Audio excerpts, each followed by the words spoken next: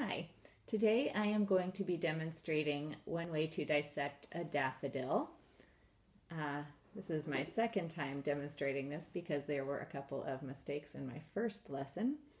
So it's a little late in the season and I could only find this very cute tiny daffodil, but it should still have the same parts as the larger one that I did in the first video. So the first step is going to be removing the stem, which scissors work well for. All you really need for this lesson is sort of a blunt knife. This is a little butter knife, pair of scissors. If you want to mount your daffodil, you'll want a piece of paper, some tape, and a white colored pencil, or if you're using light colored paper, then a different colored pencil would be fine. So we'll start by cutting off the stem. And if you want, you can actually cut the stem open. This is going to be harder with this tiny daffodil, but the butter knife does it just fine. And you can see how the inside is very similar to a straw you might use to drink a glass of water or milk. It's hollow and it's got a lot of water in there. So we're going to attach the stem to the paper and go ahead and label it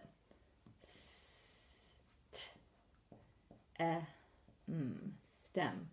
I'm also going to label my paper parts of the daffodil. Let me hold that up so you can see it better. All right, now we're going to look at the flower, and there's a sort of a papery brown part that we call the spathe that can just be pulled off carefully with your fingers if you can get a hold of it. And I'll attach that. Spathe is a word with a silent E. It makes the A have the long sound. Sp, A, V, silent E.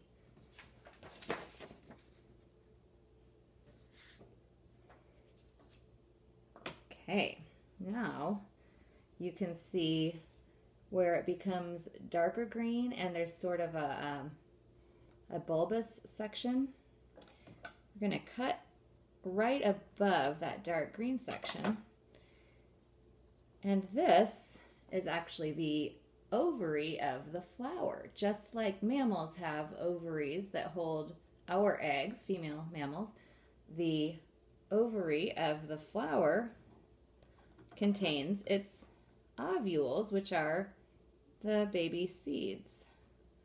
So we can split that open carefully, and if you look inside, I'm not sure if we can see this on the video, there will be little tiny grains that are its ovules. So I'm going to attach the ovary, but I'm also going to remove a couple of ovules with my fingernail. You could do this with your knife if you prefer, and put those on my paper separately. A little tape on top to hold them in place. Okay, let's label both of those parts, the ovary and the ovules. The S makes it plural. That's also a silent E word, by the way. Ovule. And then we add the S because there are at least 3 of them on the paper right there. Okay, now what we have left is the flower. And there is a lot of discussion about daffodils and whether or not they have sepals. Some people feel that they only have petals. Some people believe that they are called tepals because the sepals and petals have merged and they're all sort of attached here at the bottom. And actually, scientists at the, beyond the college level still discuss this and debate it. So if we wanted to call some of them sepals, those would be the outer 3, 1, 2, 3, and then the inner 3 would be the petals. If we wanted to call them tepals, that would be all 6 of them. And in the past, I've always gone with sepals and petals, so that's what I'm going to do today, but you could read a little bit about that. It's an interesting discussion. So we can go ahead and remove the 3 on the outside.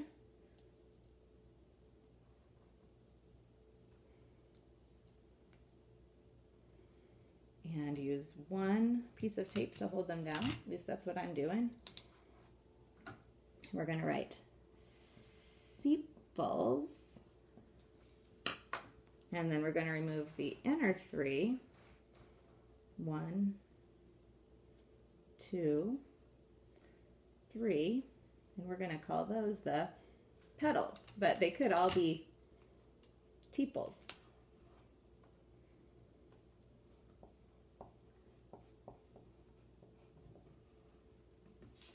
If I'm going too fast for you, you could pause at any point to write these words.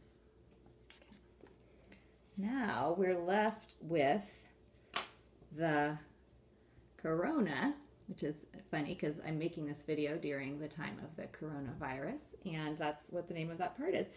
It looks like a little crown, as you could see. If you could imagine maybe a little fairy king or queen with a crown on, it might look just like this, and corona means crown. So we're going to remove that little bit of the bottom, and we can use the scissors to split the corona right down the side. Be really careful not to cut the pistils and the stamen. Pistil and the stamens. Now we can open it up, and inside you'll find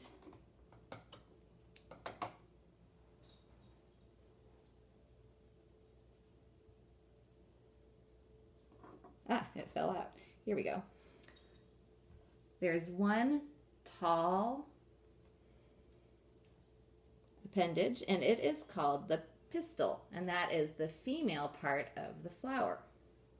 I'm going to tape it down. It's not pistol like a gun. It's spelled differently.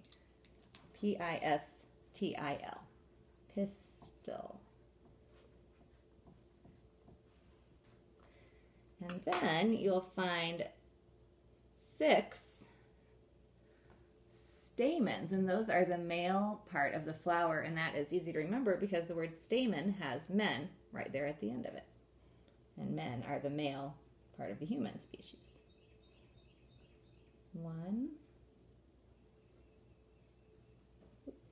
If you look carefully, you can see the pollen on these too. In fact, it's getting on my fingers as I remove them.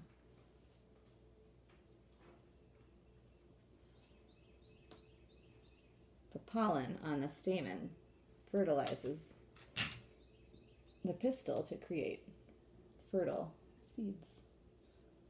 Oop, it's upside down.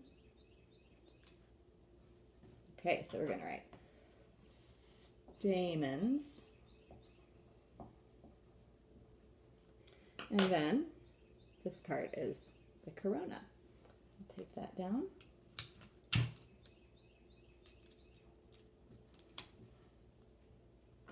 And give it a label.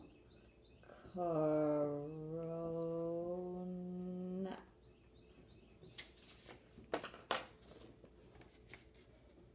So here is my final mounted parts of the daffodil poster.